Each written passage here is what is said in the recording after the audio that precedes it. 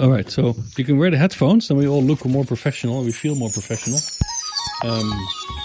This is the Convergent Science Network. Do the Flight of the Conchords robot song. Do you know that one? Leading researchers in the domain of neuroscience, brain theory, and technology are interviewed by Paul Verschure and Tony Prescott. No, it's you that's breathing. No. It is. No, it is. It's you. It's you. No. Honestly, No, check. Yeah. Okay, glad we settled that. Wear your headphones. It's Paul Verschure with the Convergent Science Network podcast, together with my colleague Tony Prescott, BCBT 2015 in Barcelona. And we're here with Kate Jeffery. And Kate, you were presenting your work, which is actually very exceptional in the sense that you look at how three-dimensional space is represented in the brain. So how did you come to studying three-dimensional space from the perspective of the rodent brain? Are there flying rodents somewhere? There aren't flying rodents, but I had been studying two-dimensional space for a long time, as everybody else had been as well. And I guess we just started to get interested in the question of whether this map is really just a flat map or whether it's actually got some, three-dimensional structure. The world is three-dimensional. And we got into this line of work because I was talking with my friend and colleague, Andre Fenton, who had been thinking along similar lines in New York, and he had built this fantastic spiral staircase. And the idea had been to see if these place cells would produce place fields on the spiral staircase and whether there would be a vertical kind of structure to the place fields. And he didn't have time to run the experiment. So he said, look, I'll bring it over to London and you can have a go with it. So I set my student Madeleine Veriotis onto recording on this thing. It was very, very difficult because the rats go round and round and round and round. And it's like running up and down a five-floor building, all day long. So they got quite tired. But she managed to get some really nice data. And we found that place fields indeed seem to extend into the vertical dimension. And then at around that time, grid cells were discovered. And so it became a natural question, do grid cells also show some vertical structure? So she began recording grid cells on this spiral staircase. And another student that I had started recording them on this other piece of apparatus, a climbing wall. And we found these results that were quite surprising and yet consistent with each other, which is that the grid cells, which fire in this periodic way in the horizontal plane, didn't do that in the vertical dimension on either of those apparatuses. And so then that led us to do some thinking about why that might be, and basically the whole research program took off from there. Mm-hmm. Okay, so but then, so you're in this laboratory, which also includes O'Keefe, who won the Nobel Prize for his work on the place cells. So the whole environment dedicated to understanding, let's say, spatial cognition in the rat. So were you? I mean, if you look at the opportunities you have within that playing field, where in some sense the structure doesn't give you a lot of different cells to look at, because you would have your grid cells, you have your place cells, and you would have heading direction cells. Okay, mm-hmm. So now in the end, if you look at the three-dimensional representation in the rat brain, you focus very much on the grid cells ultimately, but we're not there yet, right? But because that's not necessarily where you started. So how did you work your way through that system, and why did you make then the different choices that you did make? Well, it was partly just chance. So we started with place cells because at the time we had place cells and head direction cells. And Jeff Taube, who had been working very intensively with head direction cells, had already started looking at how they behaved in three dimensions. Did some really, really beautiful work, which I didn't fully come to appreciate till we started to do something similar. Realized it's very, very difficult. So place cells are the natural place to start, really. But then grid cells came along, and the exciting thing about grid cells is that they have this metric component to their activity where they are actually encoding distance. So they are plausibly the fabric for this map, if you like, the thing that actually gives it, the capacity to do navigational calculations and things like that. So when grid cells came along, it just became a very, very exciting question. Do they measure out distances in three dimensions? And if they do that, how do they do that? We know they need a compass to be able to do what they do in two dimensions. So does that mean they need a three-dimensional compass? We know that they form these beautiful hexagonal patterns on a flat surface. Does that mean that they form a three-dimensional lattice pattern? Like all sorts of questions came along following on from that discovery. So it was very exciting. So you started out in your talk saying that to navigate, you need a map, a compass, a way of measuring distance, and a way to self-localize. But then as your talk progressed, it seemed that maybe in the rat, things aren't quite so clear-cut because, like you say, the grid cells, when people first found them, thought this is the metric. This is telling me how far I am in space relative to some starting point. But then as the evidence came in, these grid cells also appear to depend upon contextual cues. And you talked about boundaries and you talked about odors. So, I mean, can you just explain how you think these other contextual clues are affecting the grid cells and what impact that has on this idea of how we navigate in space? Well, so contextual cues are things that characterize a space but don't have spatial information in and of themselves. So in the rat, we use the manipulations of the color of the environment or the smell of the environment or things like that. For ourselves, we could think of things like the decor in a room or something like that. So that helps you know which room you're in, but doesn't really tell you where you are in the room. And my lab had been interested for quite some time in how those contextual cues, those non-spatial cues, modulate the activity of place cells. And we had come up with a model that suggested that the place cells are getting spatial information from somewhere that's fairly raw metric information about boundaries and distances and directions. And they're getting contextual information through another pathway. And those two pathways interact, and the contextual cues act to select which of the spatial inputs a given place cell will respond to. So that was the model that we had at the time that grid cells were discovered. And then when they were discovered, it seemed like they might be the spatial component of this model. Yes. So they're these things that seem to be spatial, but not much more than that as far as we could tell. So then we sort of became curious, well, what do they do when we change the context? And we actually thought changing the context would have very little effect on grid cells because we thought their job is just to mark out distances. Why should they care about the colour or the odour of the environment? So it was a little bit surprising when we found that they do actually respond. So now what we're thinking, trying to put together what we've observed together with what makes adaptive sense when you think about the evolutionary function of these things. My thinking is that the contextual cues indeed interact with the spatial cues to drive the place cells. The place cells, in turn, are helping the grid cells know where to fire. So we're thinking, and it's not our idea, it's an idea that many people have contributed to, but we're thinking that there's this to and fro interaction between the place cells and the grid cells, where the grid cells help the place cells remain oriented in the middle of a big open space. And then the place cells help the grid cells to know which environment they're in, using the context cues and all the rest of it. And that makes sure that the grid cells will fire in the correct place for a given environment. So the two cell types are kind of helping each other out. And that is a little bit how people go about building simultaneous localization and mapping SLAM systems in robots. So, I mean, is the so I know that SLAM was actually informed by research on rodent navigation. David Redditch actually was pointing this out to us a few weeks ago. To what extent is your research now being influenced by these ideas from modeling and maybe even from robotics?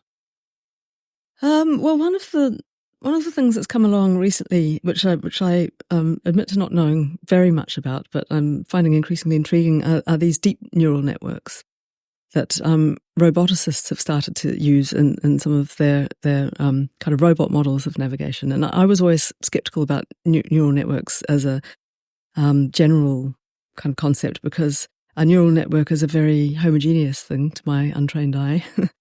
Whereas we could see in the brain that it's very modular. There's a module for processing compass information, and there's a module for processing distance, and a module for processing this and that. And it just feels to me like the architecture is very much more intricate than you get with a neural network. So for a long time, I had felt that neural networks have their uses, but they don't really explain how the brain works.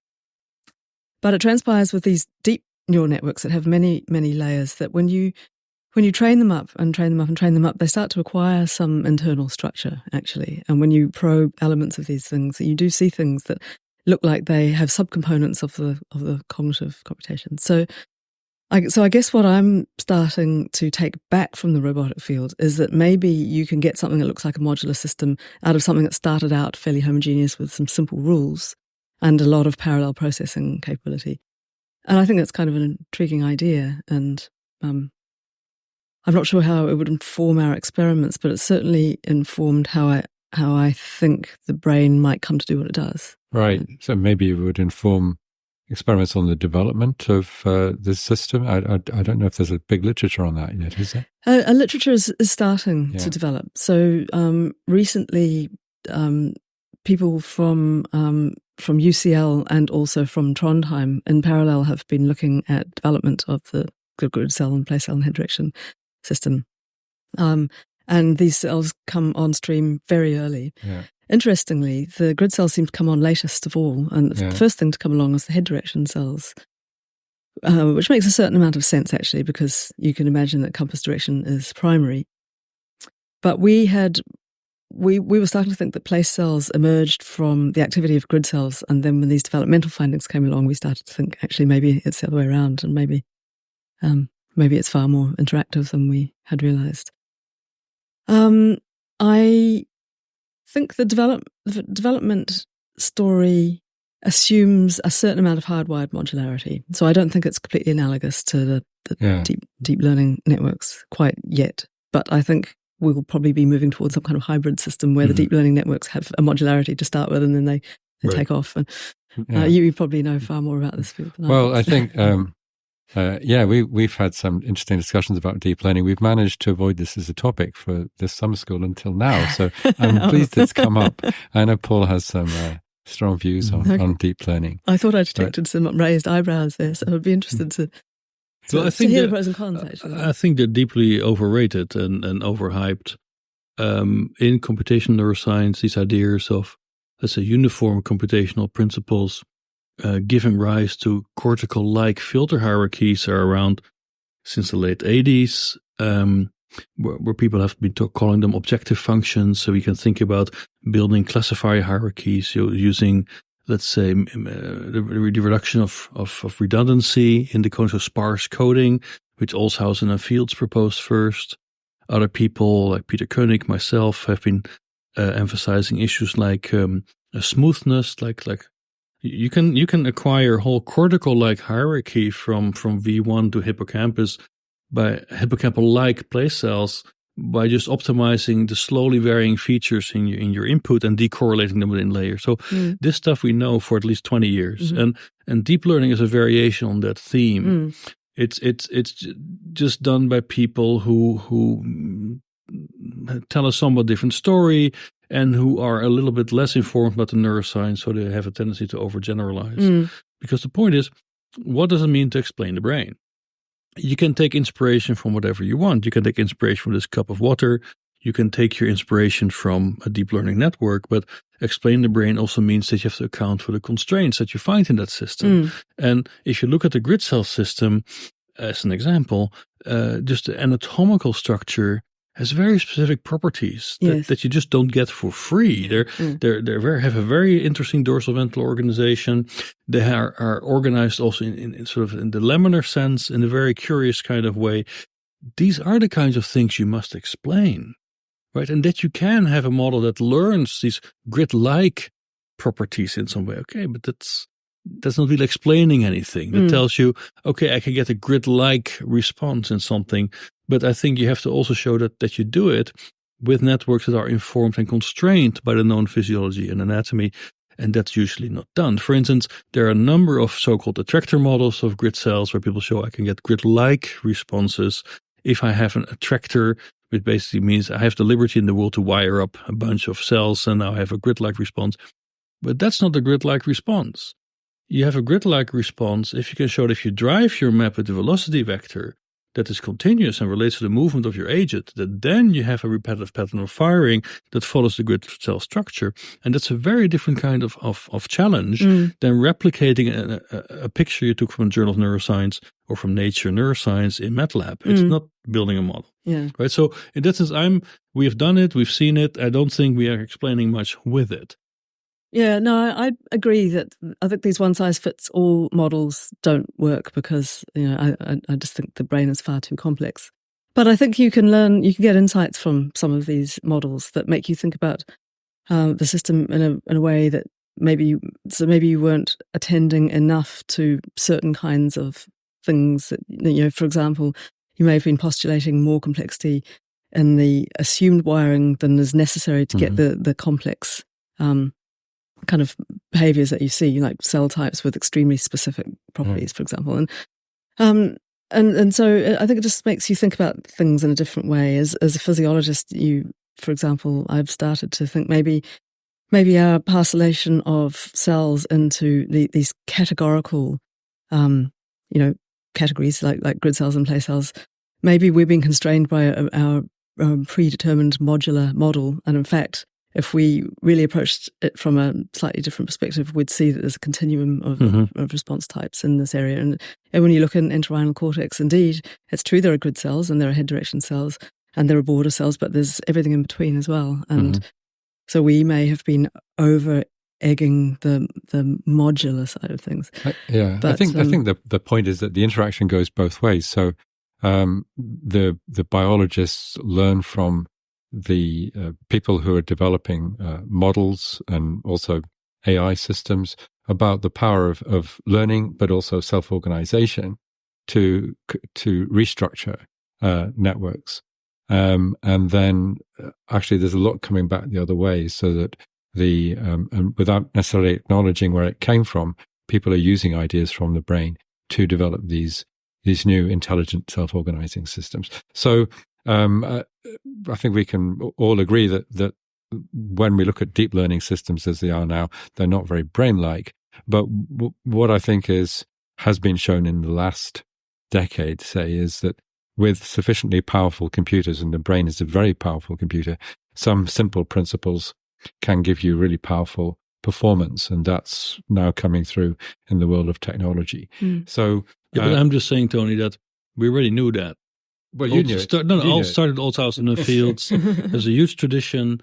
Look, this is the whole problem, right? We're always riding this wave of amnesia.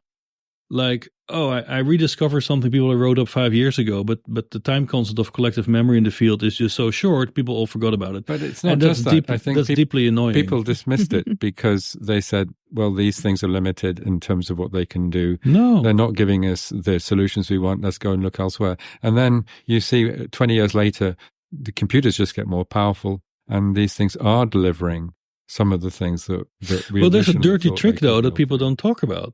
The dirty trick is it's all supervised. It's all supervised learning. The brain doesn't have this luxury. There is no supervisor in the brain telling, oh, wait, no, this grid cell response is actually wrong.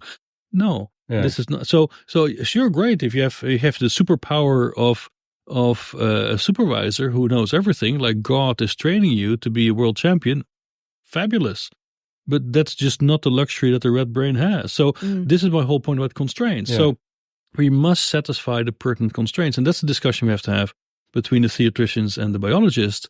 It's not like, let me overwhelm you with my mathematosis. No, it's about what are the specific constraints that I'm satisfying that you have identified as experimentalists, and what are the testable predictions I'm giving back to you. This is the dialogue that we need to establish, and that's not happening. But just people make a lot of noise about how fantastic this all is, and they can deliver even more cat videos to your doorstep with deep learning, and it's deeply uninteresting. I think that's a good point to go back into your talk, because actually you were identifying some constraints, because this whole question around how does the rat brain actually generate these different elements of a system that can map space. And there's this interesting question as to whether, for instance, they really have a full 3D map, even if they will live in a 3D world. And you began by talking about the problem of just encoding head direction when you're moving on something that's not just a flat plane. And there, I think you were also arguing that this isn't a system that can represent orientation sort of in a universal way. It's very much grounded in the ecology of the rat and the kind of life that it has. Yes, well, we're still collecting data on this. It's early days, but certainly what we're seeing in the grid cells and the head direction cells are sort of hints that the system is preferring to just make a flat map of local space. And that makes a lot of sense from an evolutionary perspective because supporting a brain is enormously expensive in terms of energy. And to make a 3D model of the world, to make a full 3D model of the world, you need vastly more neural resources than to just make a flat model of the world. Of course, a flat model has a lot of limitations, and I did talk about some of those. You can only get so far with a flat map. When you're on a hilly surface, it would be not very good for planning optimal routes across hilly terrain, for example. But if you take a flat map and then inject a little bit of three-dimensional information into it, then you might have something that works pretty well for all practical purposes. And that's really what the problem that the rat has to solve, is how to practically get by in the world with the minimal expenditure of energy. Yeah, I think you distinguish different ways in which you could think about 3 dimensions. You could say, well, I'm interested in surface structure, so if it's undulations, I care about whether I'm going up and down. And then you talked about if I'm in the ocean or in the air, I'm interested maybe where I'm in a 3D volume, which would then, as you say, require more space to encode all of the information about that volume. And then you talked about some mixture models. And I think where you're going in your work is towards more of a mixture model. Is that right? Yes, I think so. So we call it a multiplanar model. I don't know if that's the best word for it, but the intuition is that the map of three-dimensional space, at least I should qualify it and say that we're studying surface-dwelling animals like rats and mice and probably humans.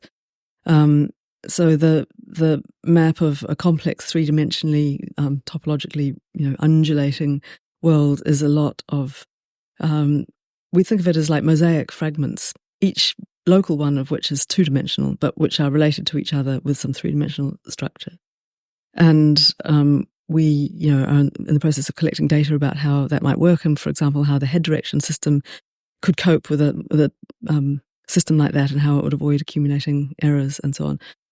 The acid test is really going to be what happens when we get rats to move through a volumetric space, and we've started these experiments in my laboratory at the moment. We're training rats to move through a lattice that's conceptually like moving through the branches of trees in a forest or something like that. So where the rat really can move in all 3 dimensions. And then we'll have to see what the grid cells particularly do in that situation. Right. So, but then if we now look at this situation from this perspective of modularity, in some sense, you can also say that head direction cells and grid cells have also great redundancy, right? Because in some sense, the grid cell gives you a spatial representation of the temporal signal you get from your head direction cells. It's the velocity vector that is driving the grid cells, right? Yes. So there's really redundancy there. So would you find cells that are, let's say, partially head direction cell and partially grid cell? Would you have mixtures?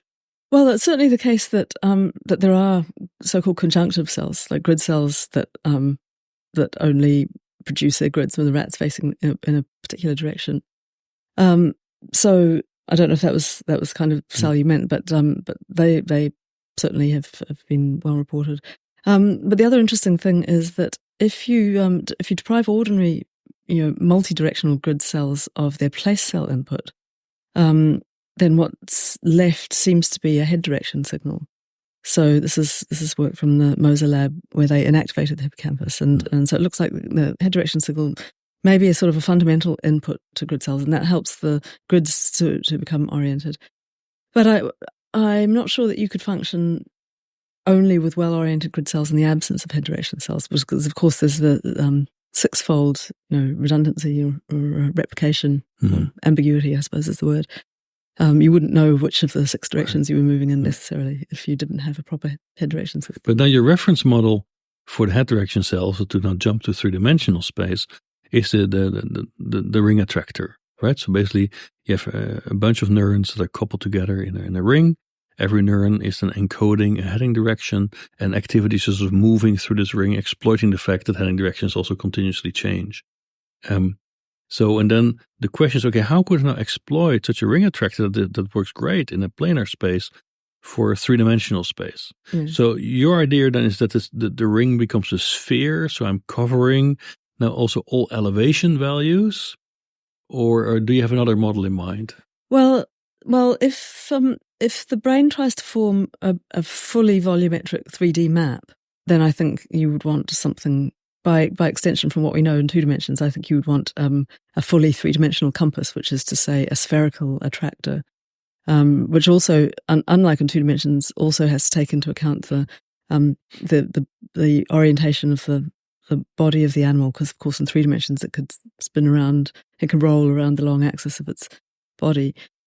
So theoretically speaking, I think that's what one would need. Now, we've not tried to model a spherical attractor, but it seems to me that it would be vastly more complicated than a ring attractor because of the problems that I talked about with things like the non-commutativity of rotations and all of these things, the problem of extracting azimuth from your rotations when the animal is not actually in a horizontal plane, and all of these things that make it very complicated. So if we're thinking that this is a system that's trying to be economical, a more economical solution would be to just stick with your ring attractor and just to have it work on whatever plane you happen to be on, regardless of its orientation, and then figure out a way to map that signal back onto the horizontal.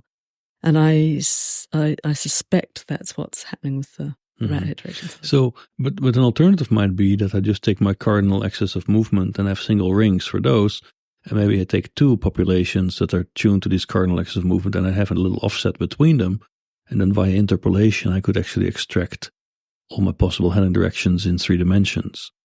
So why did you not consider this more, let's say, simplified version? Yeah, it's a possibility too. You mean like to have 3 orthogonal ring attractors? Yeah, exactly. Yeah, that would be a possibility. And Cynthia Moss has shown that would account quite well to make a 3-dimensional compass signal. That I think that's entirely possible. It doesn't fully solve the problem because if you're on a plane that's not orthogonal to any of those 3 ring attractors, then you need to kind of map the yaw rotation that you're making onto one of those. So you've still got a transformation that's modulated by the angle between the surface that you're on and the 3 now ring attractors. So it's still not an entirely simple problem.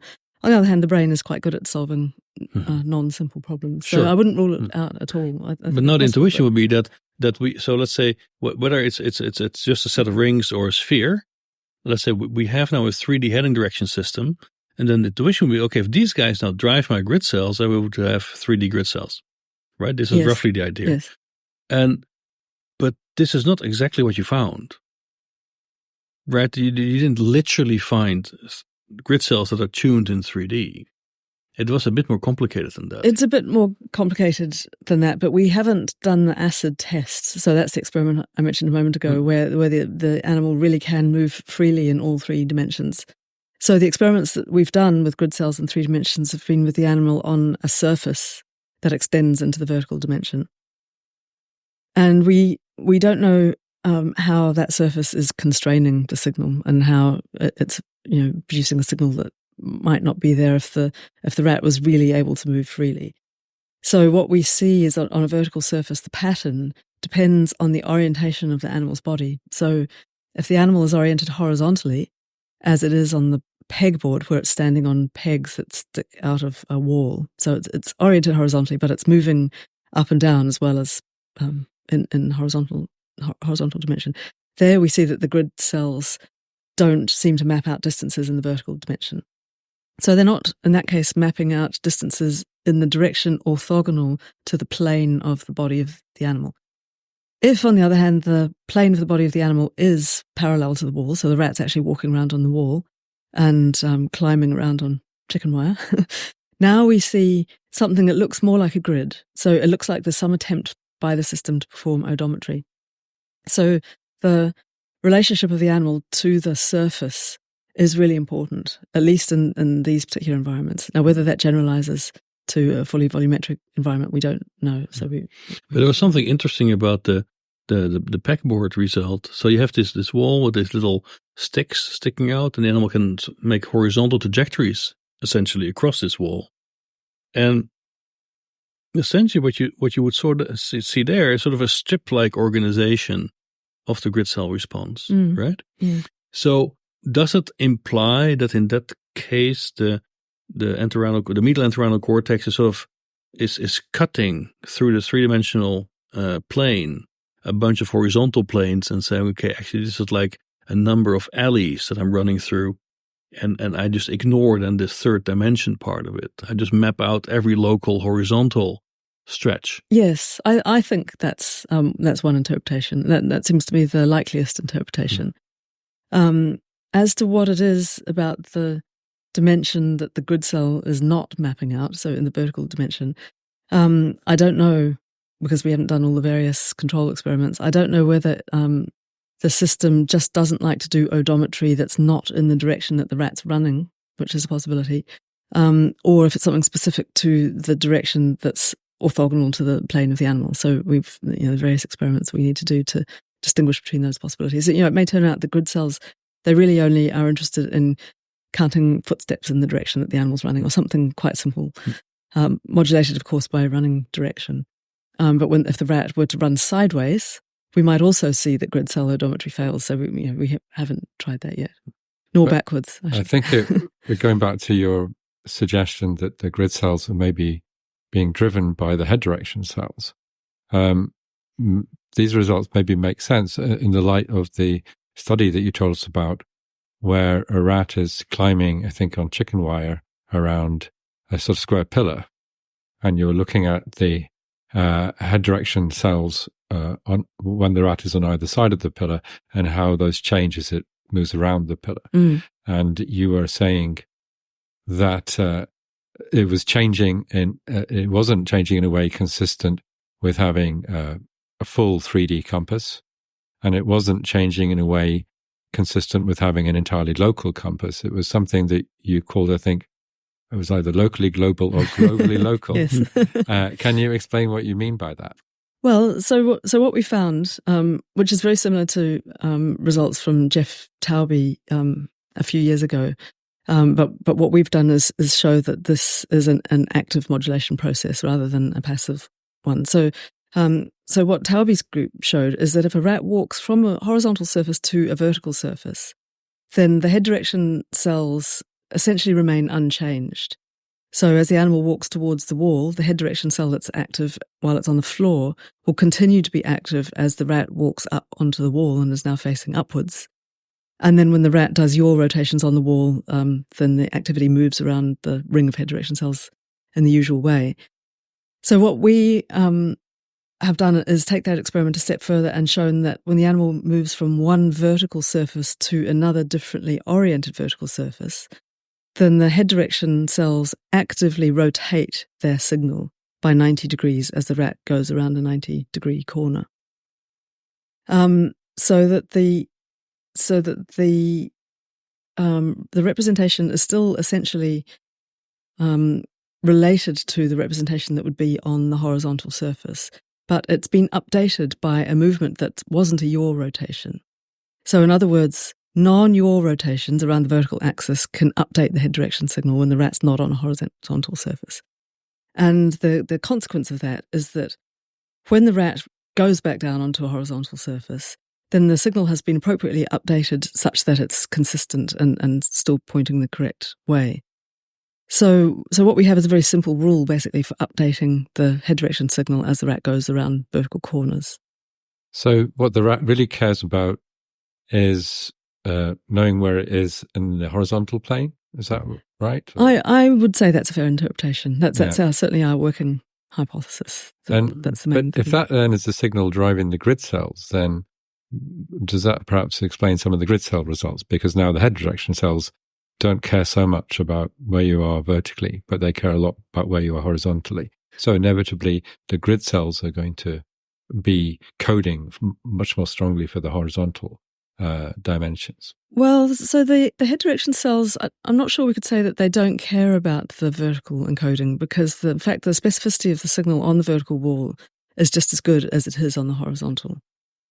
So, maybe it's not vertical versus horizontal, but it's something about the surface that you're on, but then how that surface is relative to the true horizontal, which you know through gravity. So those are the things that the head cells care about. Is that right? Well, yes, I think that ultimately the consistency that the system is trying to maintain is consistency in how they encode azimuth. Yeah. So, in other words, horizontal direction, compass direction, essentially. So I think that these rules about updating the signal for rotations around the vertical axis, I think the function of those rules is to maintain horizontal consistency.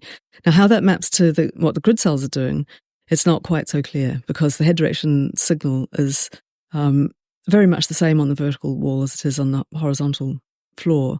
But the grid cell signal seems to be quite different. So the scale is expanded. The space between the fields is relatively much larger than it should be. And something has changed about the oscillatory activity, the theta rhythm and so on. Something is different about how the grid cells are computing distances on the wall, and yet the head direction cells are just doing what they should do. So there's a slight dissociation there, which we. But isn't that interesting, Tony's point? Because I think the point you're making is that if I'm now on this vertical wall, I'm still mapping my head direction cell back to a horizontal plane. So now I get also sort of rounding errors, and I get imprecisions in that mapping, because my head direction cell is still believing we're moving around on this horizontal plane, but actually it's a vertical plane. Right, so that means if this is now the key driving input to my grid cells, this also will get distorted. And that might lead to sort of a collapse or a remapping of the grid cell response. I think this is what you had in mind, Tony, roughly. Well, that wasn't quite my idea, but my thought was that if you had a perfect 3D compass, the grid cells might automatically develop a nice volumetric mapping. But, I don't know how we would test that. Okay, it's the other extreme then, okay. Mm-hmm. Because, for instance, Kate, like you showed this really beautiful experiment where you had these animals crawling around this cube on the chicken wire. And then what you showed is that as the animal turns the corner in these two vertical planes, goes from one vertical plane to the other vertical plane, there's a very rapid shift of the heading direction response with 90 degrees. So you would expect that if you then look in that condition to the grid cells, that there should be some massive change in the response of the grid cells.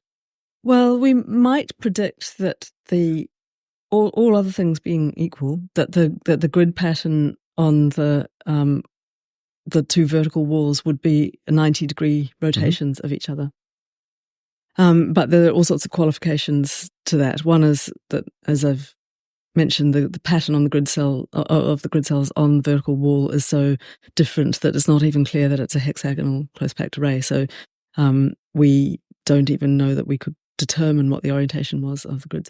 The other thing is that we've shown that the grid cells are somewhat sensitive to context information. And of course, the east wall and the south wall could, to the system, seem like different contexts. So maybe the grid cells would just do something entirely different. So it's a little difficult to predict what we would see. And I'm not sure how easy it would be to interpret what we saw. But now so in something right now, we're really analyzing this three-dimensional representation of space, or the representation of three-dimensional space, from the heading direction system perspective. So the heading direction response is again very much predicated on what your vestibular system will tell you. Yeah. So is maybe this inability to really map out three-dimensional space accurately in the rodent dependent on just getting signals that are less reliable or more noisy or less precise in the vertical plane as opposed to the horizontal plane? So it's just a matter of the sensory front end, the sensory apparatus, not providing you with the information to actually have an accurate head direction response in the third dimension. Well, the vestibular system is pretty good at providing information. So, it's sensitive to angular and linear information in the various different directions. But the hypothesis that we're toying with at the moment is that the vestibular signals that are feeding into the grid cell system that normally work on the horizontal plane, they comprise all of the semicircular canal information, so all of the rotational information, together with linear information from the otolith organ. So our kind of working hypothesis is that on the vertical surface, now the otolith organ, which is sensitive to acceleration in the horizontal plane and normally has a gravity vector orthogonal to that, is now in a different state of alignment, and that perhaps the system copes with that, and rather than developing a whole new way of processing the signal, just says let's just do without the otolith signal. Mm-hmm. So we'll just work with the semicircular canals and let's forget the whole linear acceleration thing. So So that may be why the grids are expanded on the wall, because they're missing one of their vestibular Right, inputs. that would give quite a bias, right? Because if we now go to these annoying bats that show actually a three-dimensional representation in their place cell system, and is there do they have an oscillate type canal also running in the orthogonal axis and the vertical axis? Is that what helps them to develop a three-dimensional representation? I think, as far as I know, the vestibular system is pretty similar. Okay. And we don't fully know the details about their three-dimensional nature of their representation. So Nakamuranovsky and his group have done some really beautiful work showing that place cells seem to form place fields that pack a volume as you would predict for a three-dimensional map. The head direction cells are sensitive to all three of the directions, but not equally. So there are many more azimuth sensitive cells than there are cells sensitive to pitch, and there are very few cells sensitive to roll. There are a small handful that are sensitive to combinations of all three of those angles. So they are true 3D compass cells, but there are very few of them. So I don't think that even the bat, which moves a lot through three-dimensional space, really has a true volumetric compass that works evenly in all three of the dimensions. I think it's still biased towards encoding the horizontal plane. The story for grid cells and bats, we're waiting with bated breath to see what happens there, and I think that'll raise some very interesting questions. I'm looking forward to those data coming along. But then if we would take a rat and we sort of glue it to a drone, and we have the rat fly around in the lab to get its food, would you predict that it would develop three-dimensionally tuned place cells as the bat? So you're asking a question about experience, and is experience enough to create right? Because apparently the periphery is, as far as we know, rather comparable. Yes. So I guess the answer would have to be I don't know, because we don't know. We want a prediction. So we have been raising rats in a fairly three-dimensional environment, so as to have subjects that are as 3D competent as we possibly can. So they spend all of their time climbing through climbing frames and up and down things, and they're pretty competent. They don't fly, and we've not put them on a drone, but in all other respects, they're pretty good at this volumetric navigation. But we don't see any difference in the encoding of their neurons. So if I had to guess, I would say that I don't think experience is going to create a 3D map if there isn't one there already. But now we know that maybe in the rats that you're then allowing to develop in a three-dimensional space in the lab, they could still get away with just slicing it up in many horizontal planes in which they operate, no? Right, because they move around on surfaces. Exactly. They could, so yes. If I glue the rat to another bat or to a drone, right, I have linear motion, but then really in three-dimensional space. Yeah, right? I don't know. I think we'd have to do it. I mean, there are hand-waving arguments for why they might be able to do that. One of them being that we all evolved from fully 3D competent animals, so fish, which move around in a volumetric space, and it's quite possible that all of this evolved eons ago, and that it's become somewhat vestigial, or at least we don't use it. Us, surface-dwelling animals like us and like rats and mice and things don't use it, but it's still there. So that's possible.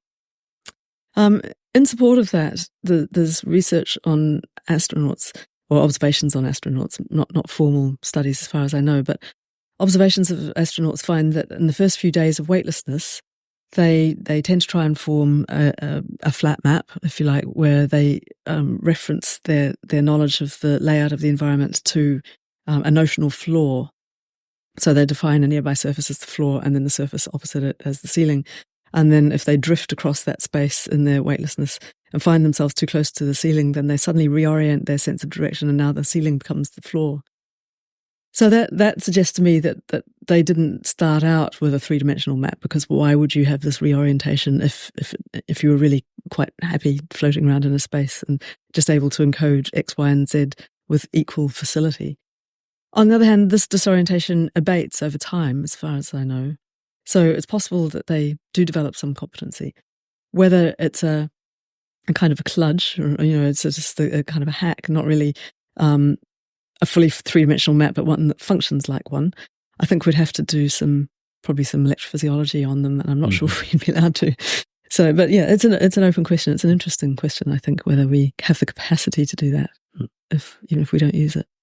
One thing I think is quite potentially interesting is when we move to virtual reality and we become more competent in navigating virtual environments where we don't have the same constraints. Could we engage a fully three-dimensional map, and could we even create a four-dimensional one or more, higher dimensional representations? And that I think would be interesting to play around with. Are we being taken in too much by this concept of a map? Because, if I have a good map, I have a compass, I can count steps, I can know where I am in space. But now, if I'm in the wrong place, if I'm not where I am on my map, I can get lost. But usually there are ways of recovering from that. For instance, I can look and see where some tall building is. Or if I'm, a bird, I can look at the constellation of the stars or where the sun is in the sky, or I can tell from the direction the wind is blowing. If I'm a seal, maybe it's water currents, thermal gradients. Gravity, of course, is always there as a cue.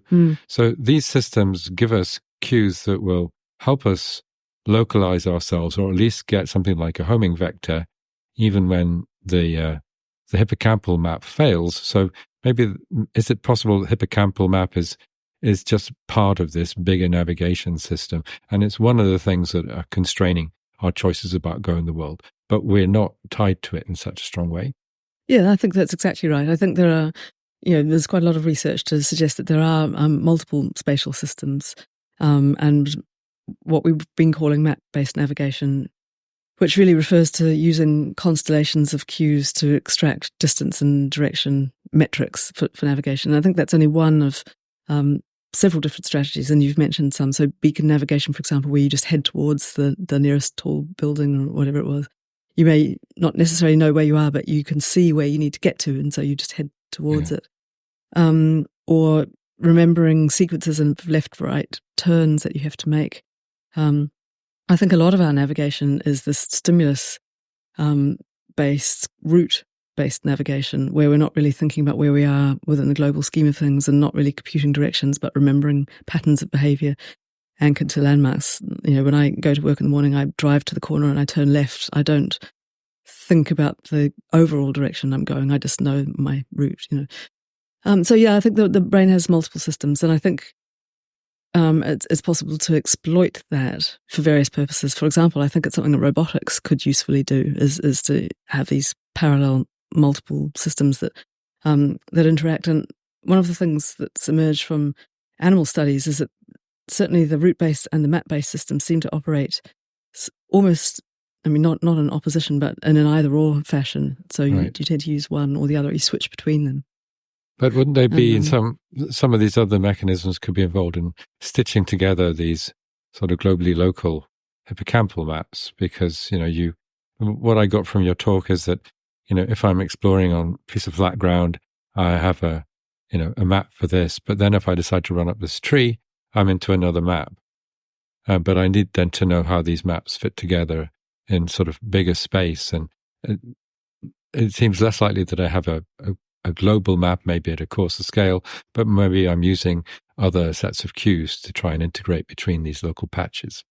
Yeah, I think there's probably more than one way of creating a larger scale patchwork map as well. And I think you've identified one, so it is quite possible that there could be these route-based ways of stitching together your behavior, if you like. As for stitching together the actual fragments of the map to make a larger map, I think there you would want a brain system that had some notion about direction, because ultimately, even if you're using a coarse, more topological map where you've not got fine-grained distance information, you still need some general idea of which direction to go. And so I think it's more likely that it would be some brain system that's interacting with the head direction system. So we think that route-based navigation depends on the striatum, which is involved in controlling behavior in response to stimuli that are in the environment. But I think a more globally spatial system, more connected with the compass system, would be likely for the larger scale map. And we've been looking quite a lot at retrospinal cortex and other cortical regions which talk to the hippocampal system, but they also talk to the head direction system and also quite a lot to other sensory systems. Seems to be quite a waypoint for many converging information streams. Well, what about humans? Because I know some that have no sense of direction. I mean, I don't know about myself, but yeah, members of my family, for instance, will have no idea which direction they should go in. There's a lot of interesting research on humans. It's quite an enormous literature. And people vary a lot in their spatial capabilities. And one person who's been doing some interesting work on this is Eleanor Maguire, who has been looking recently. She's done a lot of work over many years looking at different aspects of navigation. But recently she's been looking at how people encode landmarks and use them in navigation. And she's found that people vary in their ability to decide how permanent a landmark is, which is an odd thing to have doubts about, but apparently people vary along this continuum. And she finds that people who are not very good at specifying how permanent landmarks are also not very good at navigating. They perform quite poorly in tests. And interestingly, the brain structure that lights up when people are deciding about permanence of landmarks is retrospinal cortex. Now, that's a brain structure that my lab has been interested in recently because it's very interested in landmarks and it has a lot of head direction cells. And we think that it may be doing the job of processing landmarks and deciding to what extent they're useful to the head direction system and then attaching them or not attaching them to the head direction signal. So this is work that's just beginning, but I think we're slowly starting to build up this picture that it's not really all about the hippocampus. The hippocampus is the core of a much bigger system. Yeah, that's also what you argued towards the end, right? Because so in some sense, you I guess you were hoping to find a clean 3-dimensional tuning of, let's say, the grid cells. Although we didn't really talk too much about the place cells in this context, but in some it doesn't come out so clean, right? And then you propose that maybe these are like the grid cells could be thought of as cylinders that cut through in sort of a uniform way the third dimension. But on the other hand, the physiology was maybe not always that clean with respect to then still a grid-like structuring of the response. Because I remember on some of the walls, you get a huge clustering of the response in one corner or the other corner, right? Right, yeah. And then the point you made is that the modulation of this response is strongly dependent on gravity and the orientation of the body. Right, so how does this now come in to the modulation of this grid cell response that you recorded? Well, the hypothesis, and it's really only a hypothesis, we don't have any data on the role of gravity, but the hypothesis is that the grid cell system wants to create a grid, and that the grid is essentially a flat thing, and it needs to decide what surface is it going to lay its grid on. And normally, in a normal environment, we were just walking around on the floor, then it uses the floor. And of course, when we record rats in the laboratory, normally they're walking around on the floor and we see grids on the floor. But it's when we start to have rats walking around on things that aren't the floor that we start to see that this slight modulation of what the grid cells are doing.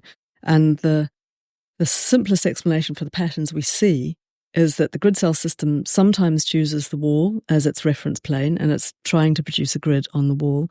And sometimes it uses the floor even if the rat's walking around on a wall, if the rat is actually oriented horizontally and the floor is beneath it and it can see it. So the pattern that we see on the pegboard with the stripes, we think that's happening because the grid cell system has decided to use the floor as its reference plane and not the wall, even though the rat's climbing on the wall. That kind of simple model has to be qualified because of this finding that when the rat is walking around on the wall, we don't see these neat grids.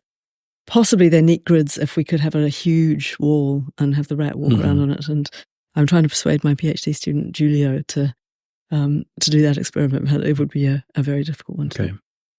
So then the grid cells, the story is not finished with respect to this tuning in the third dimension.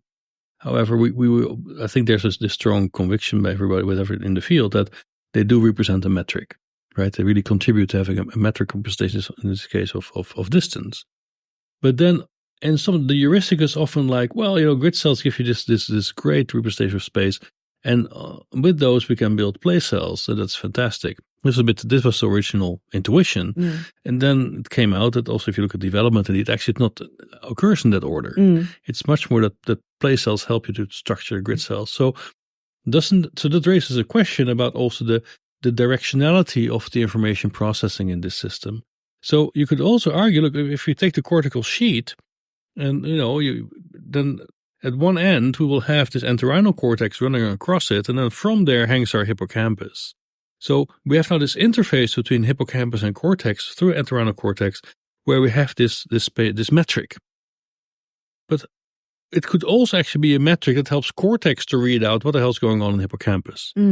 Is that an option you would consider? Yes. Yeah. I think the system is unlikely to have a directionality. I think the system is very bidirectional, very highly interconnected, in fact. The only exception to that really is this relatively one-way flow of information through the hippocampus itself. But even then, there are multiple shortcuts. So information coming from entorhinal cortex to the dentate gyrus also takes a shortcut to CA3, and information going to CA3 also takes a shortcut to CA1, and so on. But then the output goes back to the entorhinal cortex, and then it goes back out to cortex. So I agree that I think that the information flow goes both ways. I think all the structures depend on each other to some extent. So I think that the place cells, they're getting lots of information other than the grid cell input. In fact, you could knock out the grid cell signal and the place cells still produce quite nice fields. So they're quite capable of forming place fields. But I think what we will find if we do the relevant experiments is that in that situation, there's not really metric information. So the animal, for example, can't path integrate. And in fact, there's some work from Marseille that sort of shows that if you lesion entorhinal cortex, then animals lose the ability to calculate distances properly. So I think that right now, I would probably favor a model in which the place cells form a sort of what I think of as almost like a pixel map of the environment. So they sort of respond to the constellation of sensory cues that are present at each particular point in space, together with a grid cell input, but they don't have to have the grid cell input. And the grid cells, in turn, use the place cells to know how to attach their grids to a given environment. And they do need the place cells. So if you knock out the place cells, the grids become very unhappy. And so the function of the grid cells is to help the place cells appropriately position their fields, for example, in the middle of a large open field where you're not near any boundaries and you've not got a lot of other information and so on. Or if you close your eyes and walk around in the dark or something. So the grid cells are basically providing metric information that can substitute for the sensory cues to the place cells if the sensory cues drop out for some reason. So yes, I think it's very bidirectional. I think there's a lot of mutual dependency, and the brain, is highly interconnected, and systems are all helping each other all the time, I think. But then the grid cell is the system that now can bidirectly interact between the two. Is driven by a velocity signal. This velocity signal also comes through quite a cascade of processing stages, including the thalamus. So this might suggest that there are other systems than your vestibular system that might grab hold of driving this velocity signal. So it means I could actually start to distort this metric, or I could even impose a completely different kind of metric. Yes. Do you consider that option? Yes. Yeah. So a lot of very elegant work has been done using virtual reality to independently manipulate various aspects of this. Of the signals that the brain could be using to extract velocity. So that includes things like motor cues. So how many footsteps and how quickly are they being produced? How quickly is the optic flow signal moving past the eyes, and so on. So there are other cues than just the vestibular signal. And so people have played around with independently varying these to see what happens. And I think the story that's emerging is a little bit complex. One of the things that is quite striking to me is that nobody has yet shown a head direction signal in virtual reality. So I think the head direction signal is possibly quite dependent on the vestibular signal. Of course, the vestibular signal is the thing that's missing in virtual reality. Exactly. Usually. Right. At least that's true for animals where the head is fixed. If There are some variants of virtual reality. For example, David Tank's group has a virtual reality set up where the animals can rotate, but they can't move in linear space. So they're running on a ball and they can freely rotate, so they can get the angular component of the vestibular signal. And there are head direction cells. And indeed, they see grid cells and place cells, but the grids are quite expanded, which I think is interesting because slightly analogously to the findings that we have on the wall, the thing that's missing in that apparatus is a linear acceleration signal from the vestibular system. And that was one of the things that made us start thinking maybe that's what's wrong with our grid cells on the wall, is the absence of the signal. So I think the vestibular system is not the only velocity signal. It's not necessarily even the most important velocity signal, but I think it normally is there, and it normally is quite supportive to the system. It's a little bit worrying that you're not getting head direction cells, given what we've talked about in these virtual reality environments where animals are running on balls and things, because that's one way in which the field has moved quite a lot just in the last decade. You have an animal head fixed, so you can do a lot of detailed recording, but you've thrown away perhaps quite a significant amount of the ethological relevance to what those actual recordings might mean. Yeah. And it struck me as well, listening to your talk today, that you're actually using very enriched environments, but and the system you're looking at is then perhaps a bit closer to the natural animal in its free state than some of these other environments that people have been using to look at the hippocampal system before. And you also, you noted that when we went from testing animals in small boxes to testing animals in slightly bigger boxes, 2 meters, which isn't huge, then we discovered grid cells. So I'm just wondering, what else are we going to discover when we really take seriously the lifestyle of the animal? These animals live in tunnels a lot, so they move around nocturnally most of their time, and we're testing them under lighted conditions. Are we missing other important things? I think that's a really, really important point, and I totally agree that that the conditions that we're recording in at the moment are not very ethologically valid, and there are pluses and minuses to that. So one of the things that you do, of course, is to reduce the complexity, and that enables you to look at factors in isolation. But of course, what you lose is the real world relevance. So ultimately, you have to start putting all of the stuff back together again. And I think one of the big outstanding questions for me is what do grid and place cells do in a normal cluttered environment, like a burrow system or a field with trees and rocks and things like that. And my belief, which we've not tested yet, but it'd be relatively easy to test, is that a day in the life of a grid cell wouldn't result in a nice hexagonal close-packed array of firing fields. I think if you just recorded a grid cell for a week or two in a rat, you'd find it almost never produced a hexagonal close-packed array of firing fields. Most of the time it would produce blobs scattered at what look like random places around the environment, because of course the rat is, walking.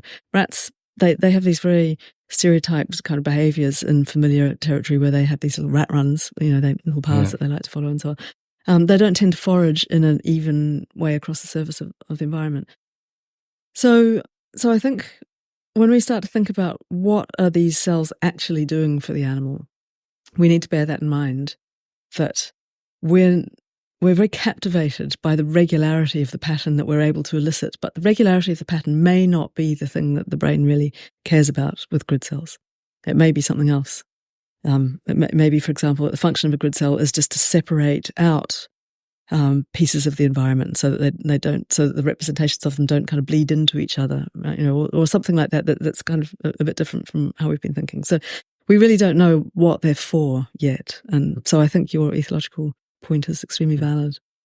So they might as well be decorrelating spatial representations, given that they have only, let's say, interleaved responses to space. Possibly. I think it's a hypothesis worth considering. Right. Yeah. So, Kate, you have attacked this really complicated problems of rats in space, and you're going to be busy with that for a little while. You also have been very close, if you want, to the discovery of grid cells you've been exposed to all this work around spatial cognition, place cells.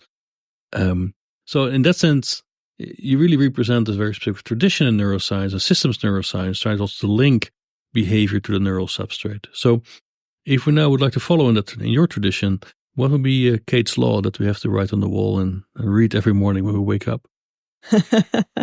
Kate's law. Ooh. Okay, you've caught me on the back foot there. I'd have to go away. You mean a law as in a law about the functioning of the brain, or no, a law that we have to adhere to in terms of studying and understanding the brain. It's kind of your advice to your new grad student. Mm-hmm. I think. Look at me as a new grad student. Well, one law is the brain is very complicated. The other thing is the brain is very simple. I think the brain. The koan. The brain. The brain is made of these very slowly computing blobs of jelly.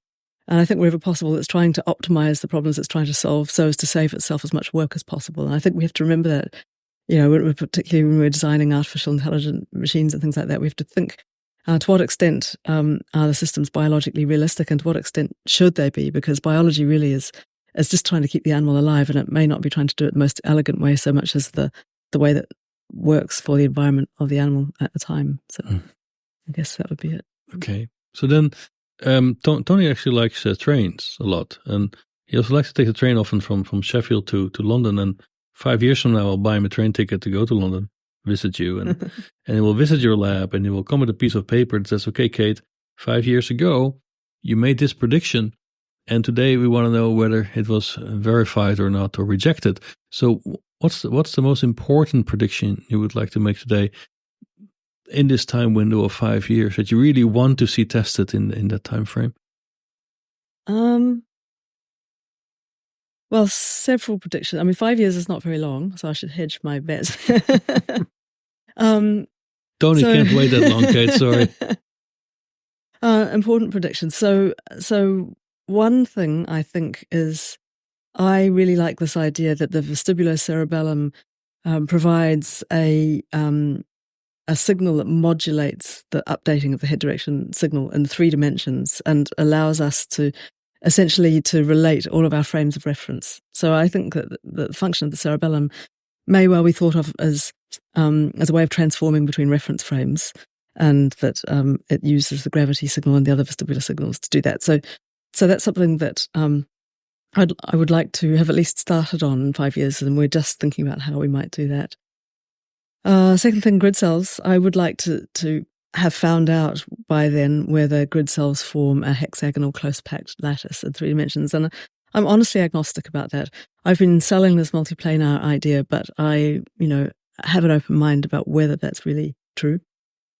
And then the third thing is that we're very interested in the retrosplenial cortex. I think it's a really interesting and barely understood structure.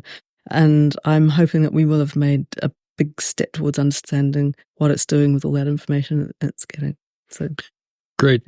Okay, Jeffrey, thank you so much for this conversation. Thank you. Thank you. The CSN podcast was produced by the Convergent Science Network of Biomimetics and Biohybrid Systems, a project funded by the European 7th Research Framework Program. Oh, that was fun. Yeah. You did so well. For more interviews, recorded lectures, or upcoming conferences in the field of biomimetics and biohybrid systems, go to csnnetwork.eu. Oh, great And conversation. thank you for listening. To be quite so challenging. I'm trying to think of all the people I've insulted along the way and who knows.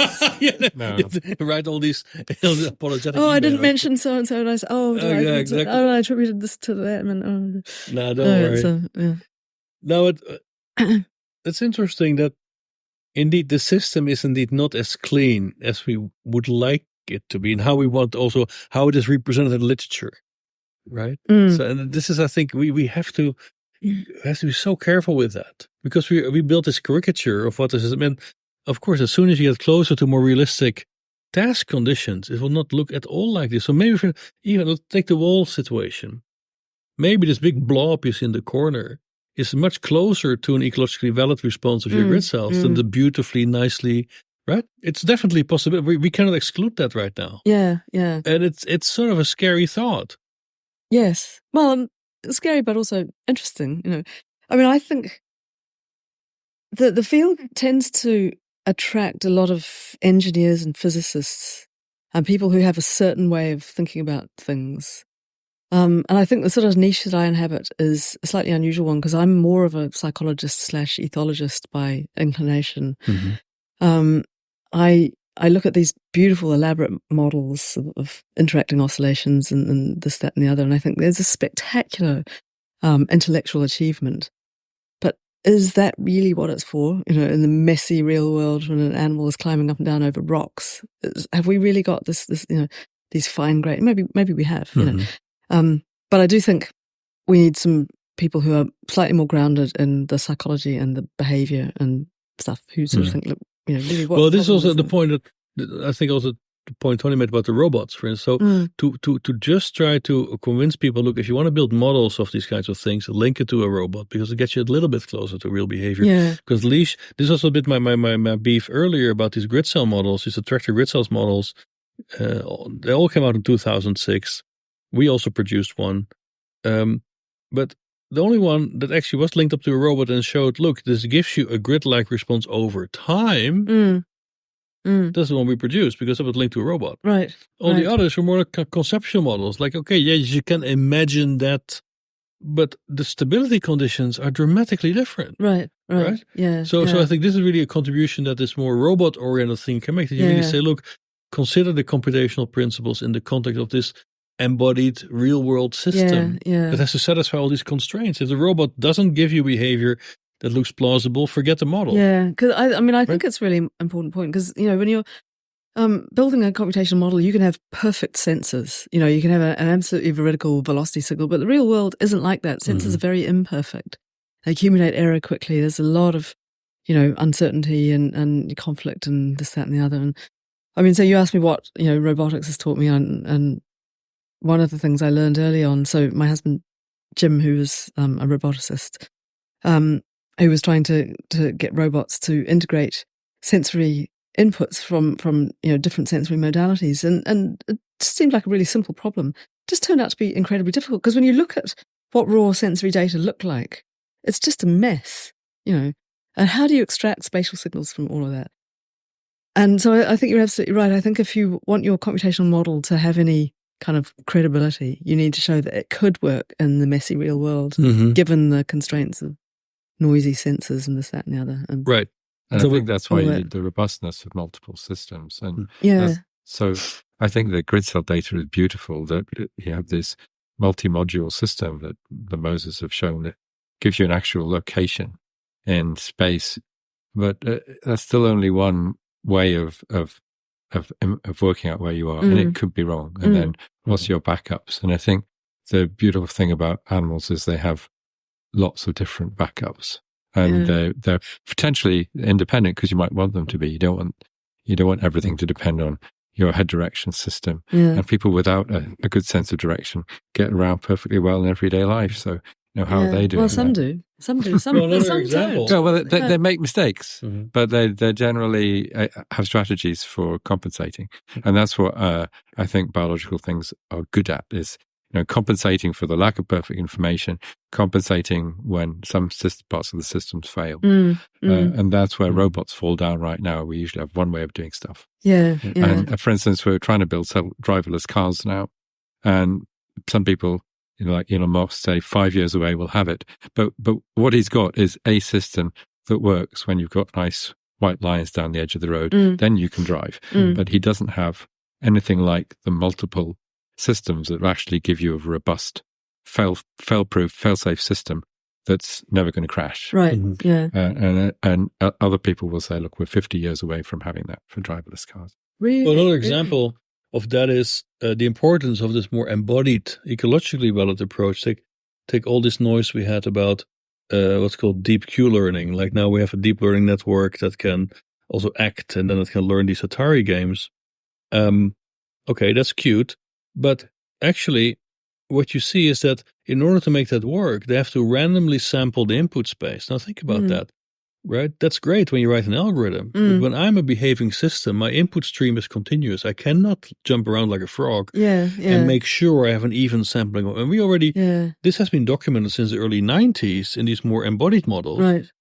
This has also been shown to be a major weakness in these sort of hierarchical classifier systems that people also exploit in deep learning. Right. But that means as soon as these things, and this is not considered a problem right now, because no one is thinking it through in behavioral terms. And I think that's a real problem.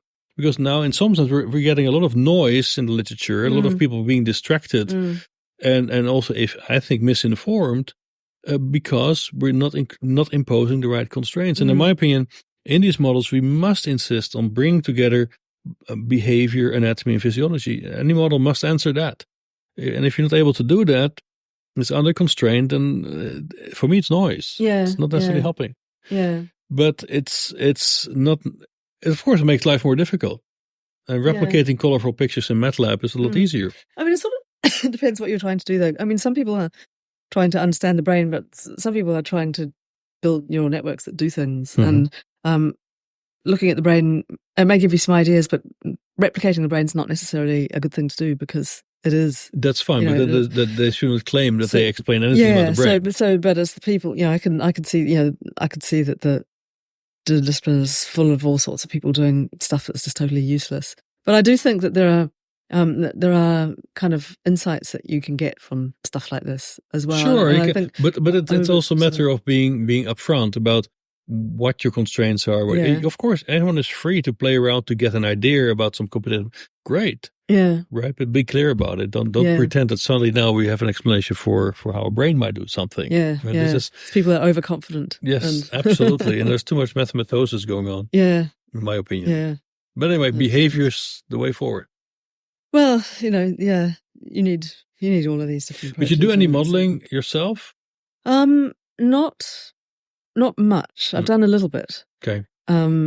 And I've just hired a modelling person actually who's worked on the ring attractor network, and so we're going to get him to try and model a spherical attractor and just play around with it and see what that does.